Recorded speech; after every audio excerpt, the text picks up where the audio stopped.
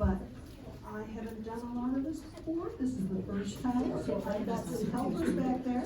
So if you're sitting in the back and you happen to see the screen tilts and all of a sudden you're looking out at the trees, will somebody please kind of adjust it back for me? Thanks, I appreciate that. Okay, we've still got a couple seats up here. We're glad you're here. There we go. Hello, I'm Beth Walker.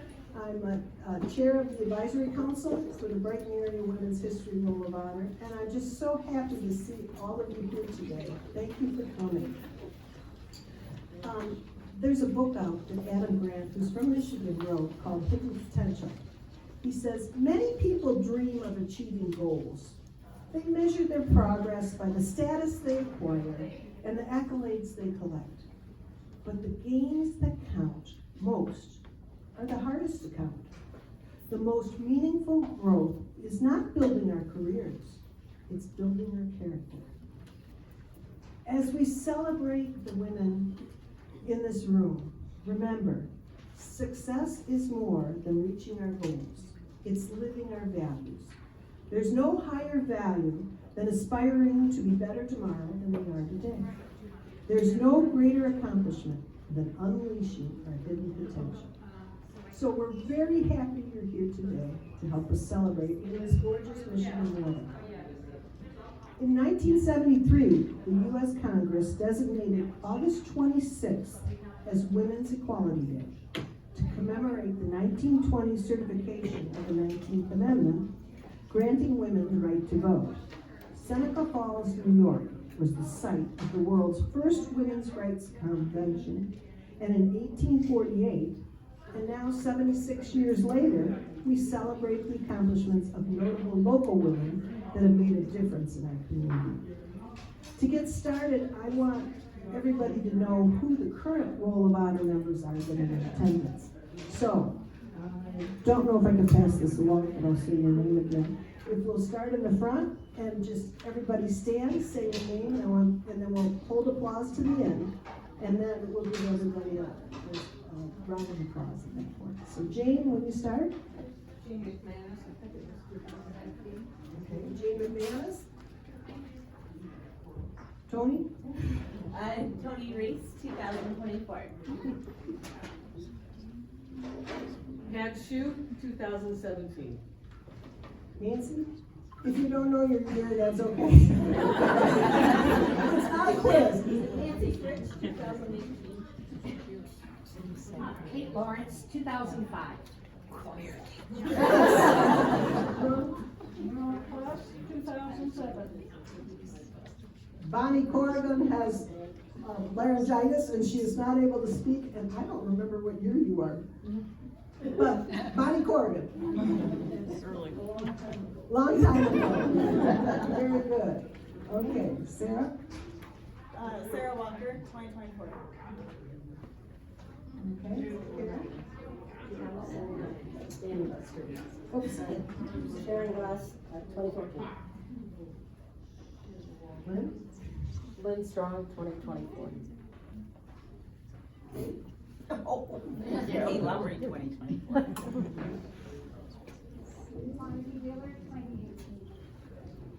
Karen? Aaron Flood, I think 2017. So, sounds good. Nancy Fredberg, 2015. Carol Griffiths, 2013. Jane Tomlinson, 2023. Luann Lloyd, 2023. Kathy Carney, 2016. Sandy Bates, 2022. Emily Campbell, 2011. Randy Kinsey, 2020. Do we have everybody? Good, Nancy. Nancy B. Johnson, Yes. 2016. Thank you. Ann Richardson, 2023. Mhm. Ann Bullock, 2018. Anybody else hiding behind the pillars that I can't see? Oh, I'll tell you, the amount of powerful women with so many accomplishments we have in this room, it's just amazing. Let's give us all a round of applause.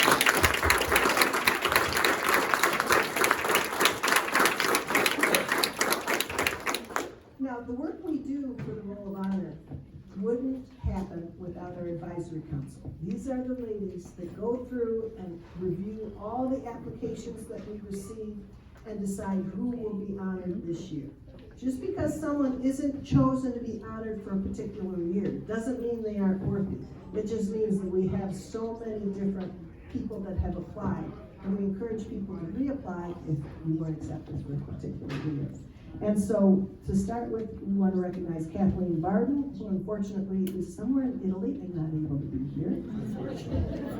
I know, darn. Jean Becker, Jean I didn't see yet. Nancy Fredenberg, Karen Goss, Carol Griffin, Nancy B. Johnson, Kate Lawrence, and that is our advisory council. So thank you for the work they do for us.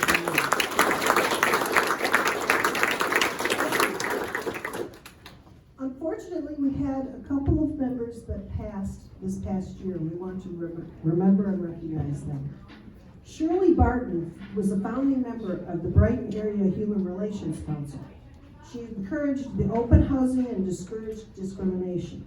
An active owner of the Brighton NC Machine Corporation, was founded in 1965. Her voice was raised in support of women's rights through the ERA and NOW, and she traveled to Washington, D.C. with the anti-war movement. She was a member of the Roll of Honor and joined in 2014, and she passed on December 29th of 2023. Mildred Scranton was a longtime elementary and high school secretary for the Brighton area schools. She served as the first president of the newly formed secretarial union. After promotion to executive secretary to the superintendent, she served 5 different superintendents. Her job changed and grew profoundly over the years, including the advent of the computer age. Mildred's combined people skills, clerical expertise, responsibility, loyalty, and confidentiality on the job, along with her generous volunteer work in the community, made her very noteworthy. She was joined in the member of the Roll of Honor in 2010 and passed on April 11, 2024. We're going to have a moment of silence to recognize our Roll of Honor members that recently passed.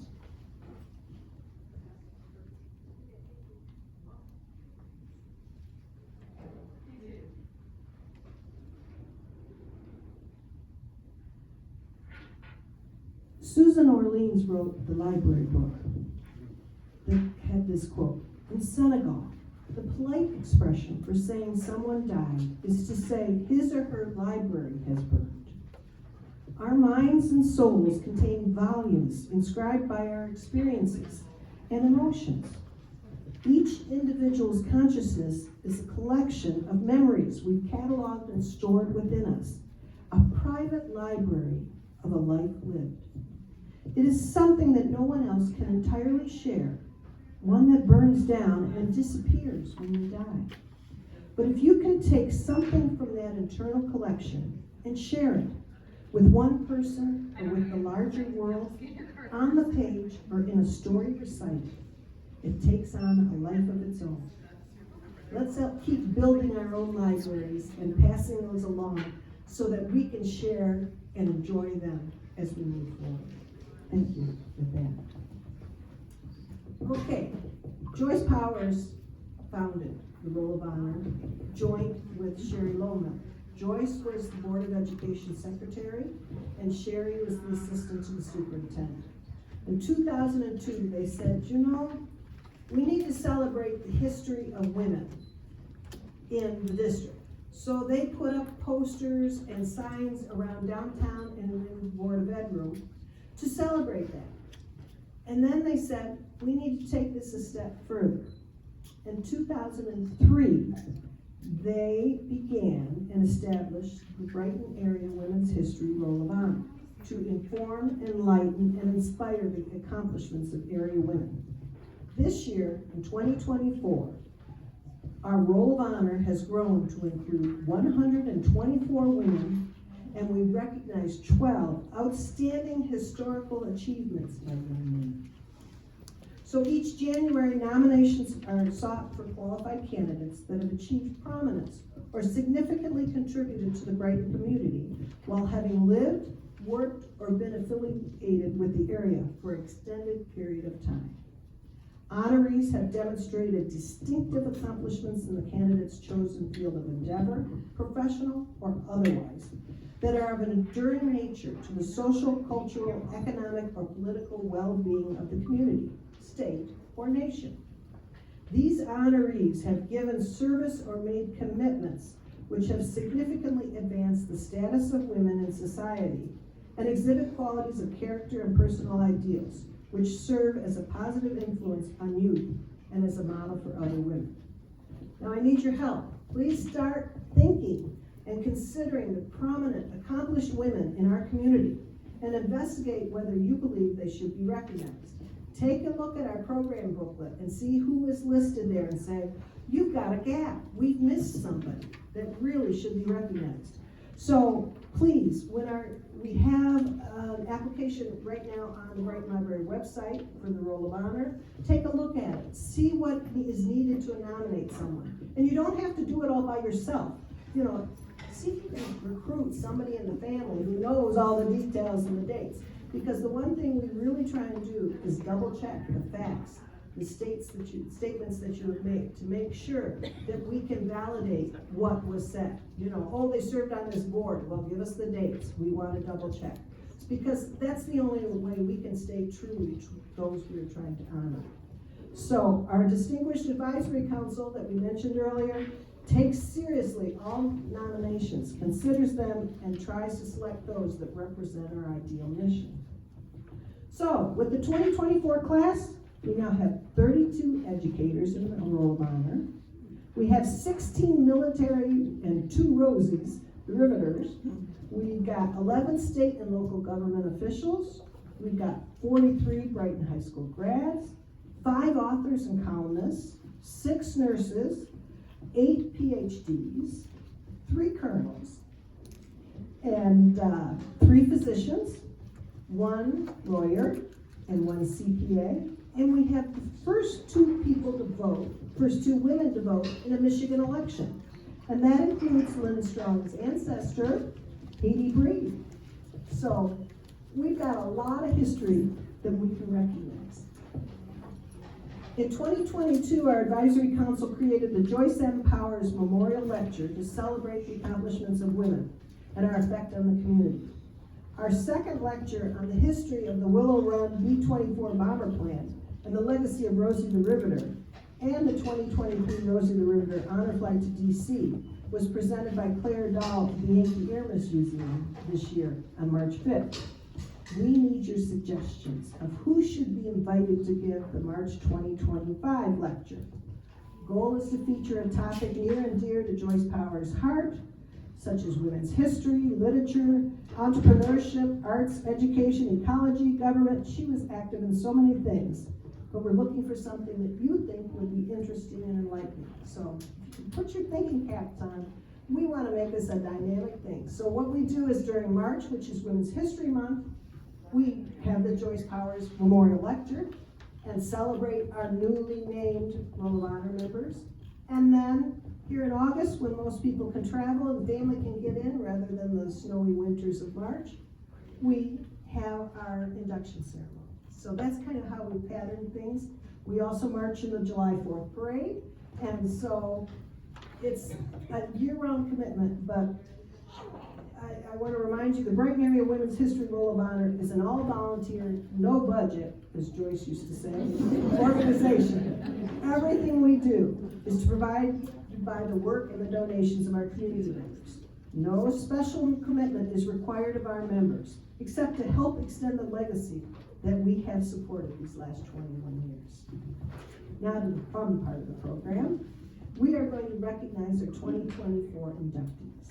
So Kate Lowry we ask you to come up, and Kate Lawrence is going to introduce you to our group.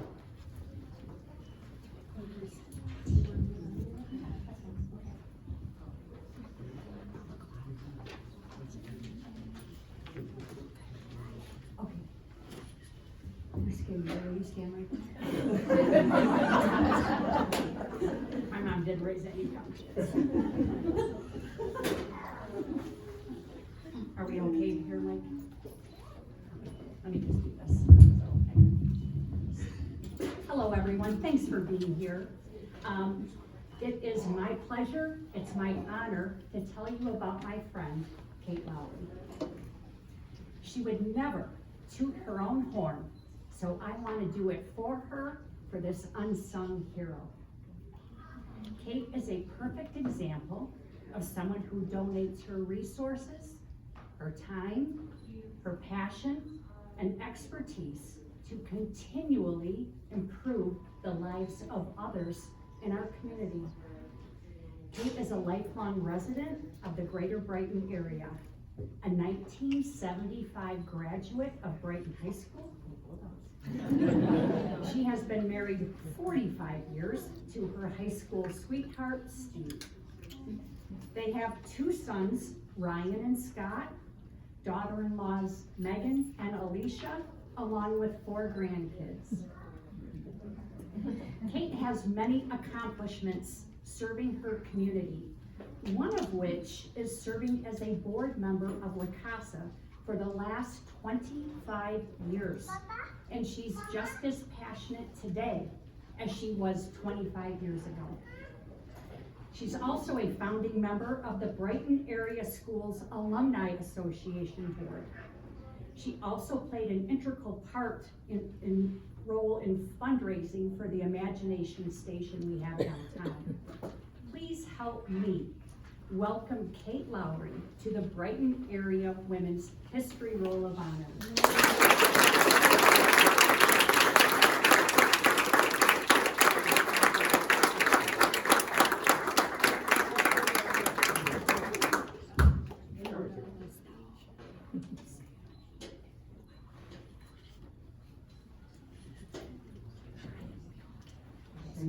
It's your turn. Your turn.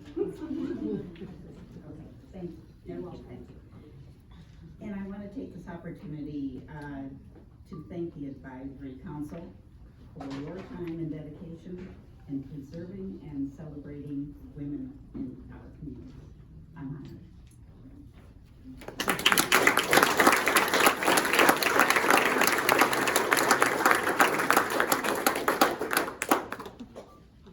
Next, I'd like to introduce Love, who is introducing Tom Patrick McCracken, who unfortunately is somewhere in the Caribbean, I believe.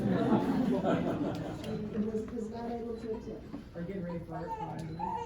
One of those two. Hi, I'm glad to be here. I was pleased and honored to nominate Tara with the assistance of her sister Sarah Patrick. Tara McCracken was part of the class of 1988 at Brighton High School with me. She moved to Brighton at the age of 1 in 1971 and came all the way through the Brighton school system. And then after graduation, moved on to a very distinguished career in interior design that continues. She was named the interim president of the Kendall College of Art and Design at Ferris State, and then officially accepted that position in 2021. She additionally holds the office of vice president of Ferris State University. The reason we nominated her for the award are not just for her educational accomplishments, but also for her dedication to women and helping other women, give them a hand up and bringing them along behind her. She was very active in the Girl Scouts, leading a troop from 2006 to 2012, and has more recently been at the Leadership Conference in October 23. She's gotten multiple awards for her leadership and for helping other women, which include the 2023 Michigan ACE Network's Distinguished Woman in Higher Education Leadership, as well as the 2023 Helen Gillespie Ferris Distinguished Woman Leader Award. Very honored to have her as a friend and honored to see her get this award today. Unfortunately, she wasn't able to join us.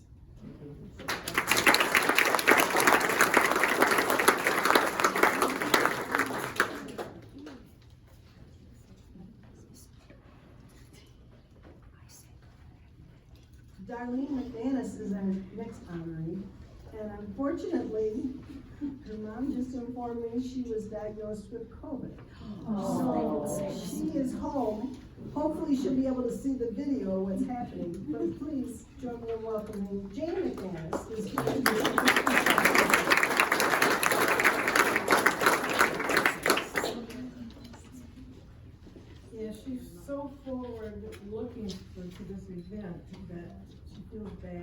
disappoints, all of you, but, we'll get her, and when I'm done, we'll do a big clap, because you're taking a video, and she'll know she's been appreciated.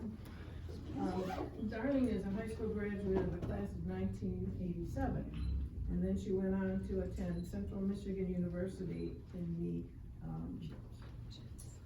journalism, got a journalism degree, so, she joined our family business, MicroWorks Computing, as a technical support lead and part of the management team. Now, she's had a lot of roles in the community, and I'm gonna name just a few. She's a graduate of what was the Livingston Leadership Program. I don't know if you remember that, but our whole family went through that program. She was a board member of the Women's Resource Center, which now is part of La Casa, or those people, they kind of merged together. And she has served on the Livingston County United Way Board. Her Rotary service is where a lot of her leadership skills and influence she's had. She is a member of the Brighton Rotary Club and the third generation of Rotarians. She's also a two-fellow Paul Harris recipient. She helped me start a satellite club for the Brighton Club. And she is the Interact advisor from the Brighton Club to the Interact Club of Brighton High School. And she works with young leaders to develop team, innovation, and leadership skills. Being that Rotary is service above self, our main mantra, they have projects, and she's taken the lead on this and showed her leadership in getting these things done and accomplished. The Rotary Club, the Satellite Club, provides hygiene kits for various nonprofit organizations such as La Casa, United Way, Food Bank, and Bountiful Harvest. Also, the first Rotary Club in Livingston County was be approved by the Dolly Parton Imagination Literacy Project. It was very hard to get that, but the Satellite Club did get it, and they're providing books, children 0 to 5 years old, in both zip codes 48116 and 48114. They have about 19 little free libraries across Livingston County, which are located on the school playgrounds, the Youth Connection, downtown Brighton has got several of them, and the Legacy Center. Of course, this takes some fundraising, so with her leadership, they do euchre tournaments to raise money for these projects. We did 3 men and a tenor to also fund the Dolly Parton Imagination Library Project, and she's received free grants from the Rotary District 6380 for all these projects that they are working on. Darlene makes a difference in the community with her can-do attitude. Consistently shows empathy and encouragement to others. Mike and I are so proud and blessed to have her as our daughter. I'd like to invite Darlene to the Women's Roll of Honor.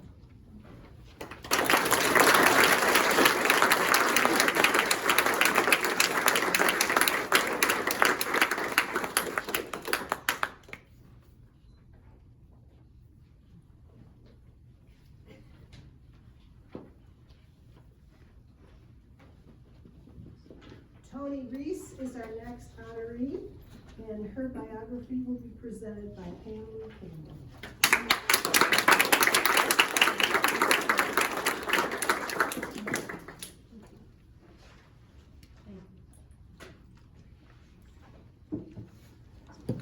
Okay. Caring, kind, authentic, welcoming, inclusive, people-focused, hardworking. Those are just a few of the words describing Toni Reese by those who have worked closely with her. In 2015, Ken Larscheid, owner of Running Lab in Brighton, offered her a job to run his store. Toni took a high risk in leaving her very successful career in the restaurant hospitality industry, but she did it. And in her first year as general manager, she started Team Running Lab. Just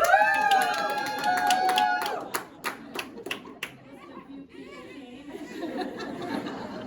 We're a family, so that's okay. This is a free training program for half marathons and full marathon people, and it's a 16-week program. Tuesday night runs at the store, Saturday at Kensington, and through the week we have strength and speed training that the staff figures out for us. And so it's a great, as you can see, these people are happy people back there, and it's a great thing for us. I think you started the group and you had 20 people, right? Yeah, you did.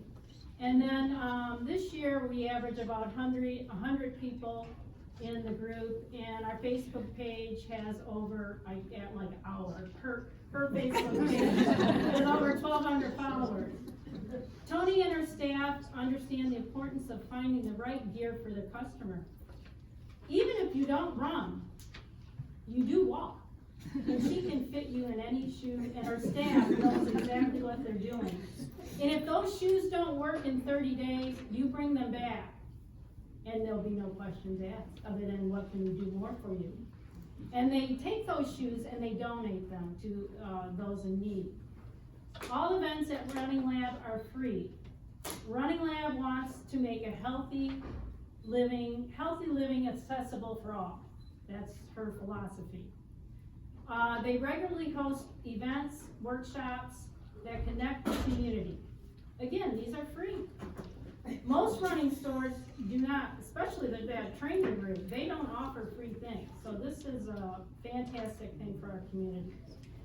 In 2022, Tony became co-owner of Running Lab with Ken. With the help of Tony's leadership, Running Lab has been one of the top 50 stores in the United States. Not just Michigan, in the United States since 2020. In 2023, they were the top 50 again, and then they were also the top 4 in the United States. That's like a national championship, like Michigan. Okay, something that is very important to Tony is giving back to the community and other groups that have needs. So here's just a few. We do an Earth Day trash cleanup around the community. That's really a lot of fun.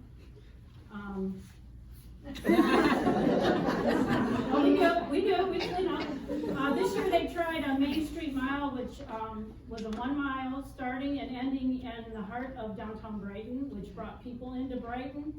And they had 4 different categories. Like the first category, those people were back in 4 minutes. And I mean, just watching that, I was really thrilled.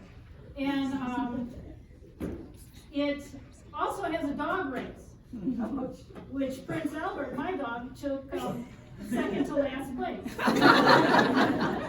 But proceeds benefited the downtown area. So it's all about helping our community. And this one, Ainsley's Angels of Michigan, is a great charity that encourages those that want to run but don't have the ability to do so.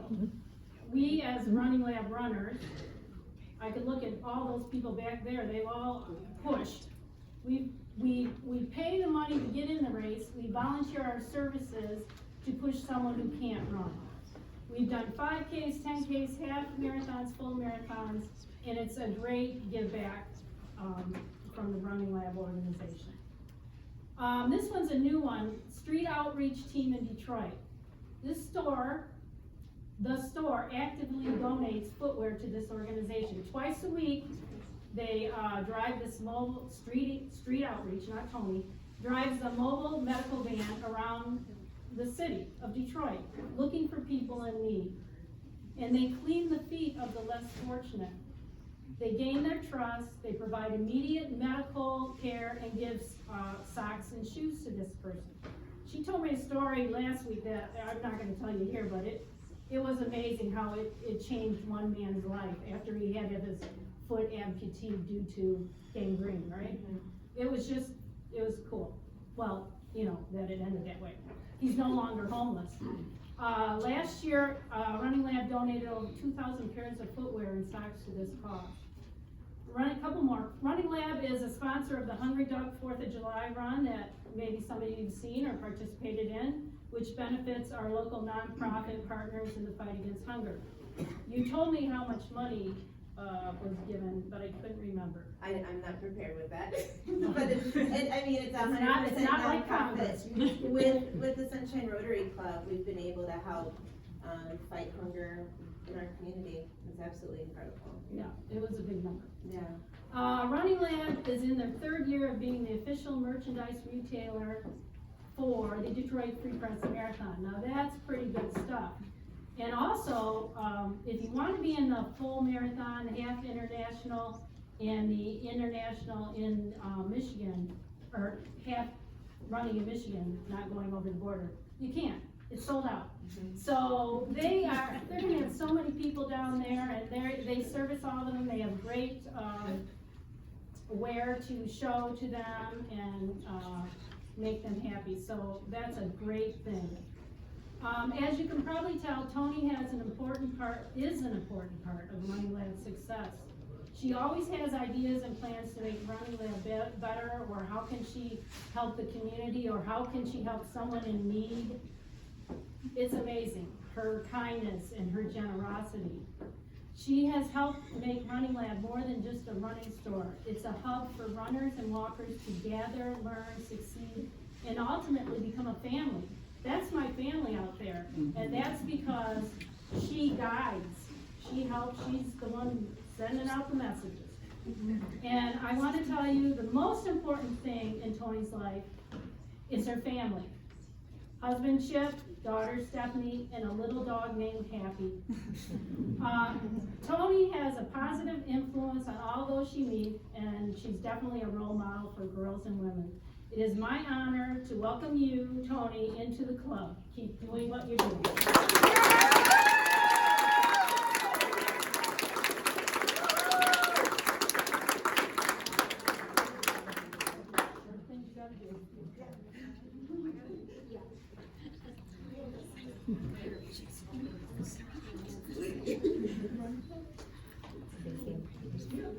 You know, just one quick thing. We all have a great opportunity in life to inspire everyone, no matter what our skill is. I like to move and I can't sit still. And I have an amazing community here in Brighton that wants to inspire others. And it's magnetic, and it continues to grow because it's filled with great people like Pam and all the other inspirational people in this room. So I'm honored, and thank you all for being a part of our journey.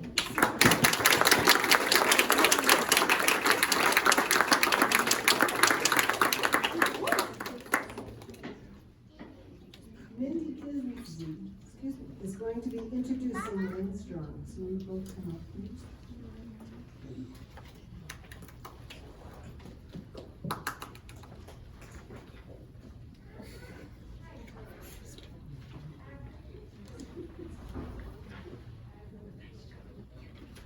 All right. Boy, there was a lot of stuff before this. I look at this and I go, whatever. Okay, there's a lot to say about this lady, but first, that's a thing that people don't know about. Oh, no. I'm gonna try to keep it clean.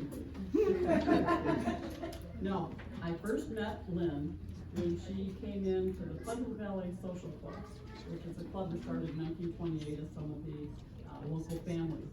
And there's quite a few ladies here that belong to that club, and their parents belong to that club. Anyway, she brought Esther Jarvis, and she was a friend of her, of Lynn's father. And she has done this over the years. She has never hesitated to offer a ride to any of the ladies in the club if they need a ride, which there's quite a few of them now. But she's also never hesitant to give anybody a ride. You say, I gotta go to Chicago. She'll say, well, what time do we leave? So she's really good. She takes care of a lot of people. Lynn had recently lost her dad. That's why she was taking Esther.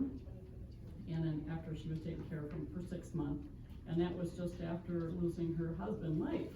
So she had quite a bit of caretaking she was doing. After she lost them and she found herself kind of at loose ends, she wanted something to do. She says, you know, I'm used to being active and I want to do something for the community. And I'm not sure what I want to do yet, but I'm going to entertain a few things. And I, unfortunately, heard her say that, and she said that was the worst thing she ever did, is to let me know that she was available. So, after some cajoling, I said, can you know, why don't you come talk to us about the Historical Society?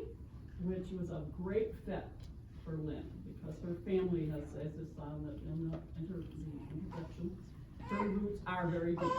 They're very deep. The Judson family, the Brady family, the Judson family was very, very early on, and they were like founding fathers and formers of the actual city of Brighton. Anyway, those are her ancestry, and that's not the only one. You talk to some of the people, oh yeah, she's my cousin, or she's my, you know, my neighbor, you know, she just knows everybody in town. Anyway, as I got to know her more, I found out everything. Now, not only, like you heard before, you heard Beth say, her grandmother was one of the first 2 women to vote in the Brighton city in 1919. And the reason that they were picked is because they were, you know, because they were, yeah, females for sure. It was the first time that women were going to vote, and they needed people to, 2 women to be present when the ladies voted, so they couldn't be men overbearing on top of them. But anyway, and those 2 ladies were brought in. Lynn and I worked on the research for that. Now, for her grandma, it was pretty easy. She had all of the information, she had pictures, she could tell you, this is one of the first ladies. And we were doing that so that they could become in the roll of honor. Charlotte, on the other hand, was very difficult. There was not much known other than she was Mrs. Dr. or Dr. Miss, wife of Dr. Mellis. And so there wasn't very much known about her. And it took us a while, but we researched it and we finally figured it out, and it got done. We even went so far as to get a great niece to come to the honor roll presentation to be receiving of her roll of honor achievement. Lynn's fathers worked at GM, took their family to Arizona, where Lynn spent her early years, and Dad's work brought them back to Brighton. Now, as you saw in the introduction also, her father was the general manager, I think it's called, director, thank you, of the proving grounds, which is not any sneeze job. That was a very difficult and very honored job to have. But Lynn, as far as I've known her, has never let the fact that who her dad was, or who her grandparents were, or great-parents, she still is herself. She has taken on herself to do so many things, and she has always been independent as far as, I've heard her tell stories of when she was a teenager about the jobs that she had, and some of them were pretty, what we call normal jobs. And she would even get on her bicycle, and instead of asking for a ride or expecting a ride from her parents, she would get on her bicycle and go into town and do her job. So she had I would say, a normal. She never let anything spoil her. She didn't let her dad's accolades spoil her. She definitely was herself. Now Lynn and her hubby, Lynn and her hubby Mike,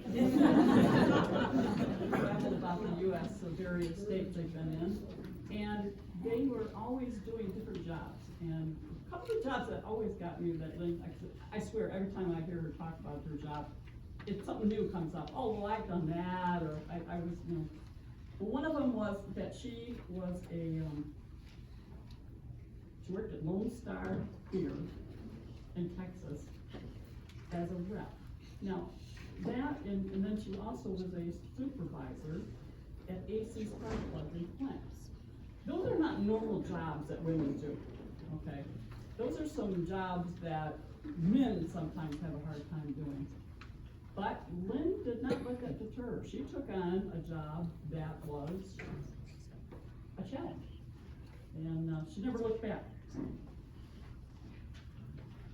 I didn't have time. Then her and Mike established a base here in Brighton with their two daughters, Becky and Sarah.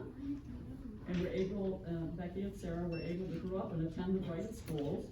They have grown into two beautiful and professional women. And Lynn is a proud mama. And because of the girls, Lynn was able to bond together. And because of the kids being in school here, she found she could do something else. So she went ahead and volunteered for as many things that she could do for the projects for the schools or programs or activities or whatever that it was that they had to do. And as you saw, she was scout master. And she did any kind of a program that they had, she was able to just attach herself to it. And she gave 110%. She did not let it slow her down that she had other things to do in her life. I've been with her in town when young people approach her and say, I remember you from the programs and the activities. And they're always so happy to see her. It wasn't like, oh yeah, I remember you. It was very happy, I remember you. And it's good to see that. Lynn has 2 grandchildren.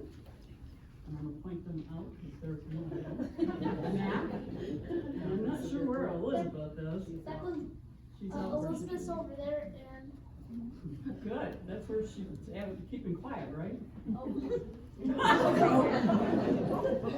Anyway, these 2 dumplings are the source of joy and pride for Mimi, which is grandma to the rest of us. I'm in awe at Lynn's ever-expanding group of friends, because when you meet Lynn and talk to her very long, you want to be her friend too.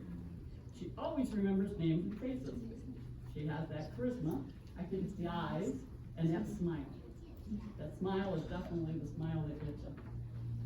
One of the benefits that Historical Society has reached is that we have reached from her, knowing her. We've had the GM Proving Grounds 100th anniversary display downtown. There she is. Oh, no, that's not her. Anyway, the display is for their 100th anniversary, and we knew it was going to take a little bit of research on our part, but because of Lynn's background in the GM Proving Grounds, so her father and her husband worked for GM, and Lynn, for some time, worked for GM. And Mom, that's right, Mom was one of the first ladies to work, she worked there back in the 40s when everyone went to war. She's been able to get us very much interacting with the historical group over at the Proving Grounds because of the people she knew. And there again, she never forgot their names, she never forgot their faces, and they were very good. The interaction that we had helped us to be better at putting together the display. Anyway, she made it so much more interesting, and she could explain more to the visitors that come down there, and which is important, because sometimes we get people in there that are talking about our displays and they don't have a clue. They just don't have a clue. But Lynn can stand there and she can talk all day to these people and explain to them what exactly it means. Her involvement doesn't end with the displays. She is our rep for the Kovac board, which is always an interesting combination. Because to try to get 3 groups of people who all want a piece of the property to put their displays on, it's very difficult. And she's handling that very well. She's our rep at the farmer's market, and there again, she knows everybody in the project. Lynn organizes and follows through with anything we give her. We're very lucky to have her. Lynn is also a quilter. She quilts, I won't say non-stop, but she quilts some very striking and beautiful quilts that she's very generous and gives to her family and to her friends. We have fun, we shop fabric, and then we sometimes go to retreats, but we always have fun. And her background in engineering makes her, we call them points a lot of times, you know, or the points come together, they're precise. They're not, you know, like this. They're precise when Lynn puts the quilt together. When Lynn acquired the name of Strong, that word fit. Lynn is strong, and in knowing who she is, she's always willing to help, and she's so organized. But with the job she gets into, she brings a light, sunny attitude with her. When we were making it, you heard Beth talk about, we made some Civil War costumes for the 150th anniversary of Brighton. And we went and we found the fabric and we found the patterns, and then we moved to her house. We had iron, pardon me? For 6 months. Yes. Very many months we went. And, we had ironing in the kitchen, we had cutting boards all over her dining room, and just all up in the hallway, it was everywhere. And she didn't grumble about it, she didn't say, this has gotta stop. We would sit together and do things, and then we'd be running around, she'd get that radio, and she'd just crank it up, and we'd just sing songs, and the day just went on. But she never grumbled about it. But that's just some of the things that I enjoy knowing about her. And I am proud to be known as one of her friends. And I welcome her to join her grandma into the women's group.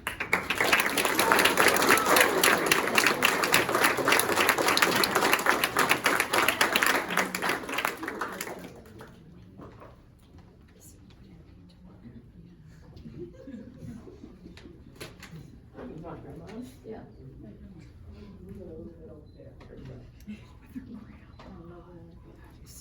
I have to tell you, there's about a quarter of this room, it's as bad as the running left.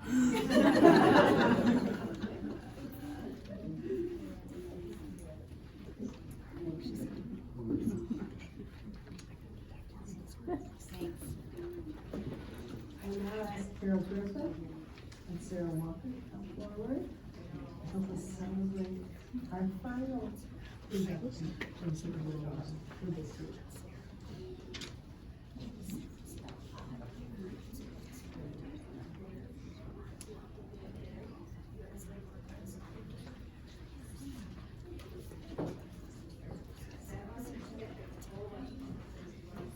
Good afternoon, everyone. I love this group. I get to look around and see those that I went to high school with, and I look at some of my teachers that I can't get used to calling by their first name. And a lot of people have done business with, and the best thing is none of us have aged.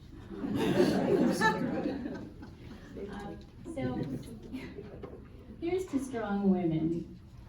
We know them, may we be them, and may we raise them. So it's my privilege this afternoon to introduce our next outstanding local woman to the roll of honor. You know, it says, and we've all heard that it takes a tribe. And that's true. It does take a tribe to raise a child. But really, it starts at home. And we know that. We know that with our honoree today. We know that from her parents. And the greatness that they have shared and the foundation that they have given Sarah. We want to thank Beth and David for all of that you have done to share with us this outstanding individual in our community.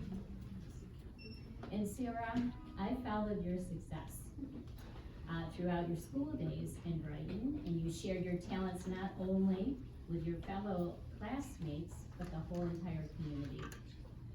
You inspired others as being the valedictorian of your class in 2008.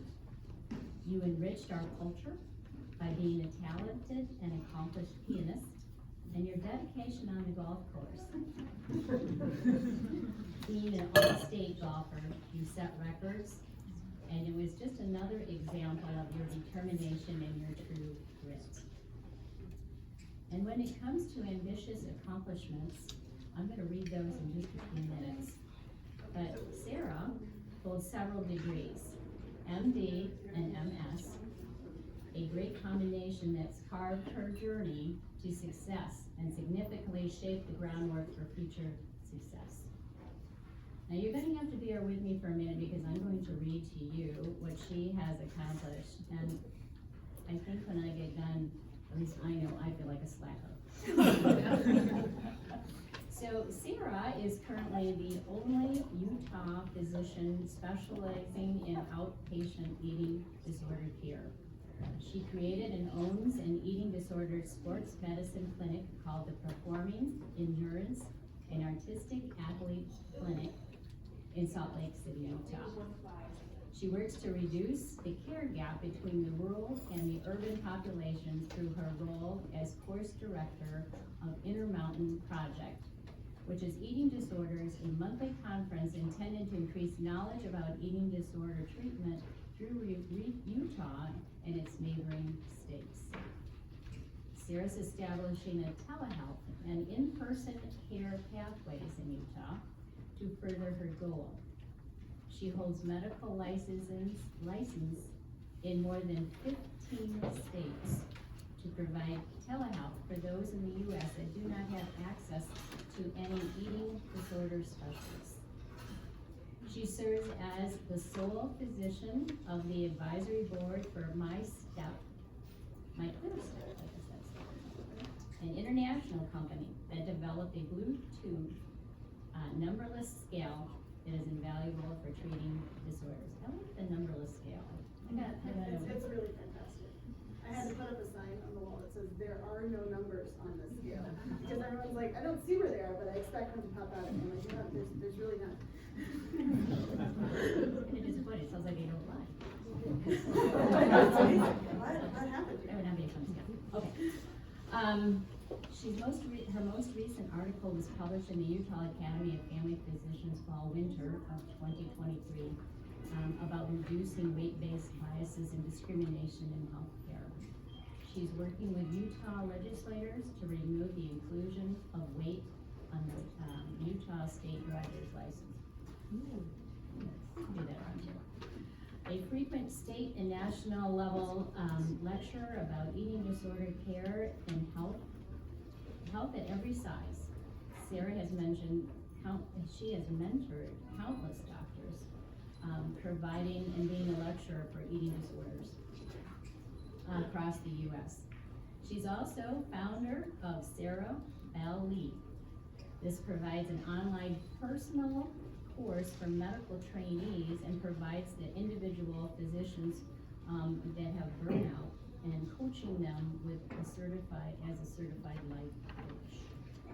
She continues to teach at the University of Utah Family Medicine interns and physician assistant students about personal finance on an annual basis. She earned a BS in honors mathematics, a BSE in biomedical engineering, a minor in French studies, a BS in bioinformatics, and an MD from the University of Michigan. We won't know that. Some of us like Michigan. She completed her family medicine residency at the University of Utah, serving as the chief resident her final year, where she was instrumental in overhauling residency scheduling, intern welcome processes, and sports medicine curriculum. Her sports medicine fellowship was completed at Boston's Children's. It's a Harvard-affiliated hospital. She's a board certified in both family medicine and sports medicine.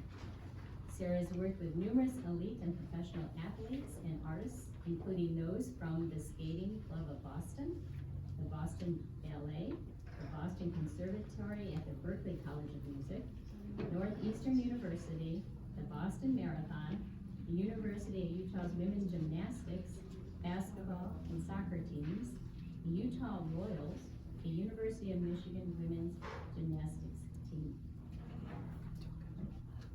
She was the head local physician for the USA Gymnastics 2022 US Classic and medical director for the 2021 USA Archery Olympic Trials.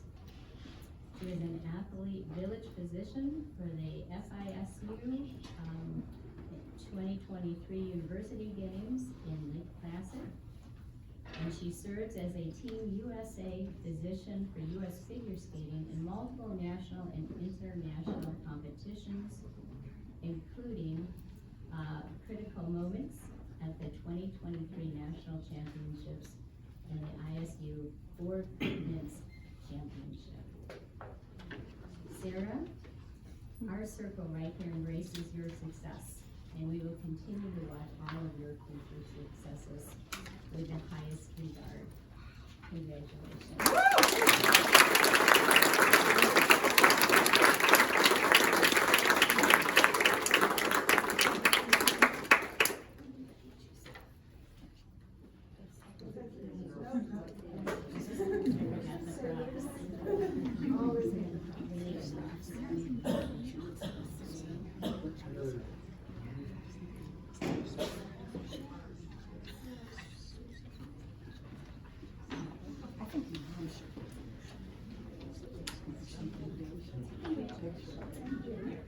Carol is on Facebook for their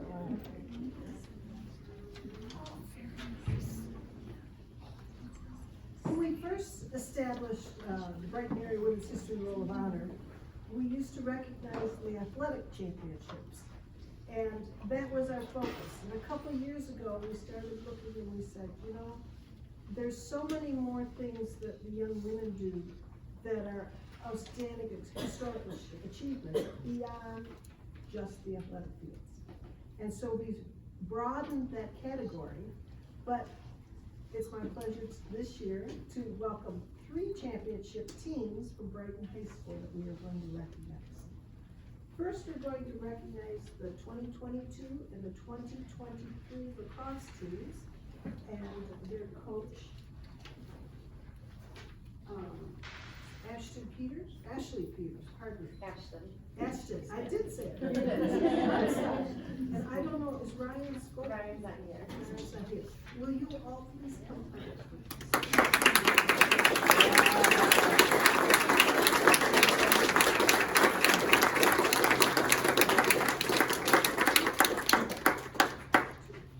Okay, let's see if we can kind of spread it out. You just have a few, I know, it's hard in August.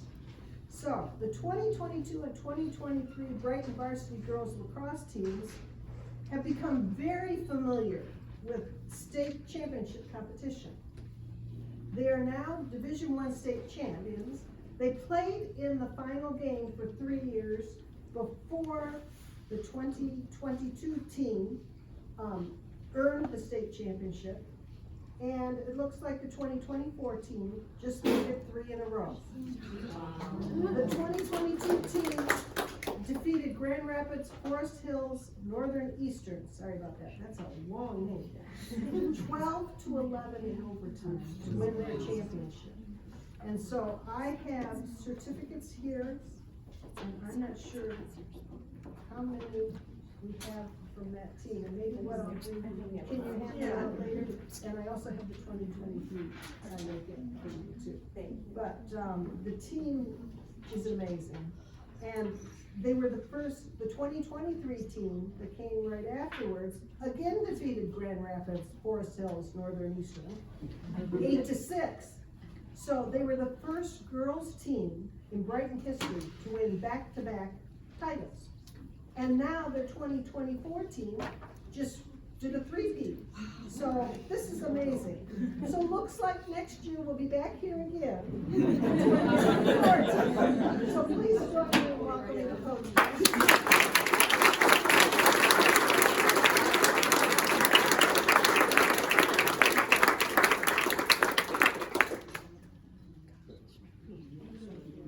Thank you so much. And now, Sandy Bates will be up here to introduce the 2024 POM team. So members of the POM team, will you please come forward?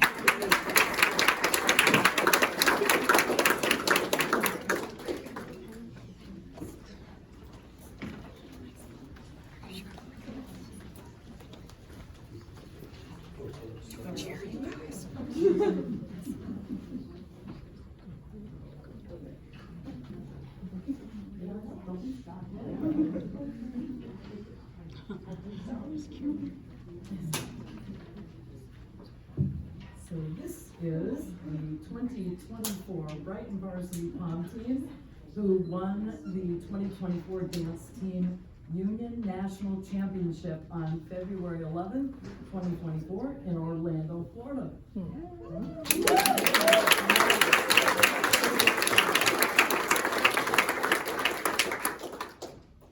And Brighton won first place with 88.66 points in the large varsity team performance division over 12 other teams from across the country. So under the direction of their team coaches, Kendall Gessler, Jenna Bellion, and Cameron Tyler, 15 members on the Brighton High School varsity POM squad all made the trip to Orlando.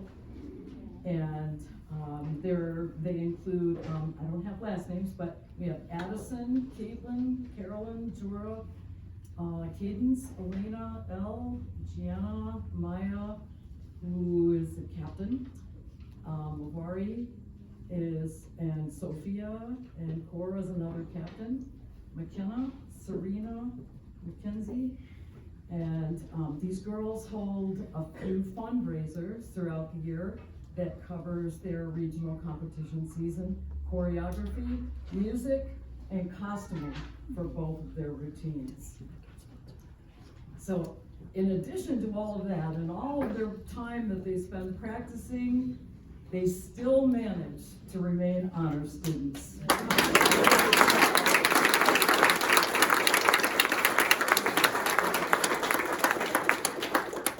So with that, I hope you'll all join me in welcoming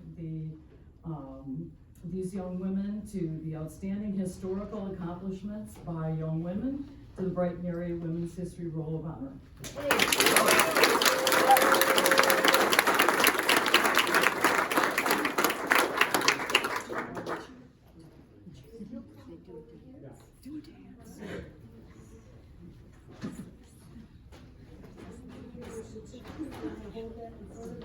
And then there's individual certificates for each person. I got you. Somebody hold that?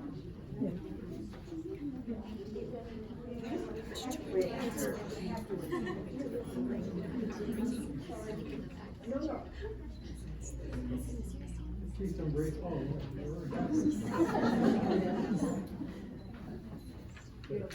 Thank you.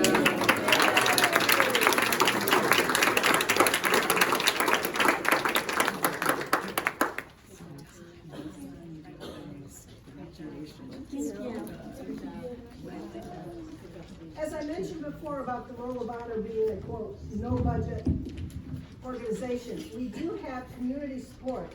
And so on the back of the program, you will see that we list the people that are the organizations we recognize. But we especially want to ask Michael Vance for his photography support. As you can see, he's been doing a great job for us. And after the ceremony, I asked Roll of Honor members that we honored that are in the organization and the new ones, if you'll just stay for a minute, we'd like to take a group photo before we're done. We also recognize the Brighton Area Historical Society for their research support, and they have been amazing with Nancy Fredenberg, Mindy McKinsey, Lynn Strong, Norma Jean Price. This has been a wonderful collaboration working with the Historical Society. Brighton Area Schools, Star Acolyte, has been fantastic in preparing all of our certificates and helping us organize things. So Brighton Area Schools has been our partner since the beginning, and Superintendent Matthew Outlaw has been very supportive. The Brighton District Library, as you see, we work together and have events here. But Jen Osborne and Director Cindy Mack has been fantastic to work with and hosting things on the website and helping us publicize what's happening. The Brighton Rotary Club has hosted past ceremonies. The Livingston Sunrise has been very supportive, and with the Brighton Firefighters Association and the 4th of July Parade, we've had a lot of fun participating and helping to share the word and celebrate our members. The City of Brighton and Mayor Christopher Toby, Councilmember Jim Muzzin was one of the early supporters, and Clerk Tara Brown has helped us to get things together. The Greater Brighton Area Chamber of Commerce with President CEO Pam McConaughey, who is a member of the Roll of Honor and just recently retired as of August 1st. But we have been, because they will keep applications, nomination forms at the Chamber of Commerce for people who are interested when you're looking for trying to nominate somebody new.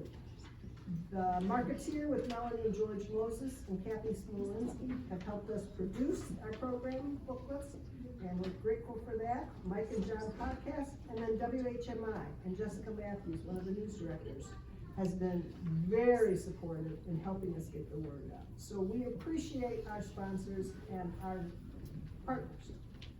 So Roll of Honor members, please remain for photography, and we have roses here to celebrate. It's a tradition for all of our Roll of Honor members. So now our new members, please come up and take a rose to remind you of today and enjoy for the week. Community members, please make sure you've all signed our guest book in the back, because we have a lot of fun going back and seeing who is here to help us celebrate. And one final thought. We hope to have today's program available on the library's YouTube website. I'll keep you posted on how successful I've been and if it's still taping down there. To remember, if your actions inspire others to dream more, learn more, do more, and become more, you are a leader. This quote from John Quincy Adams and Abigail Adams recognize the leadership qualities and why we are here today. To recognize the leaders of our community and to make a difference in the lives of others. Thank you for being here.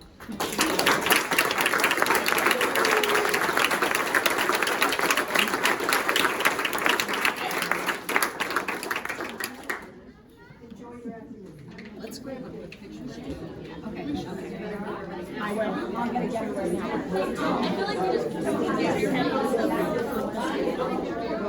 We wanted to get.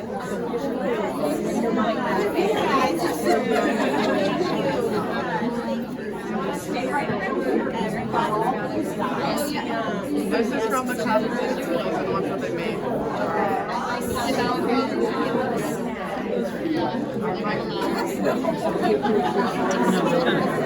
Hi, Donna. All right. Want to sit? Right in here. Charlotte, come on over. Come in close. There you go.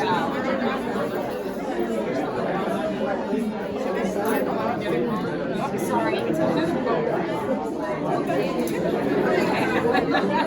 Yeah. All right. Gotta get y'all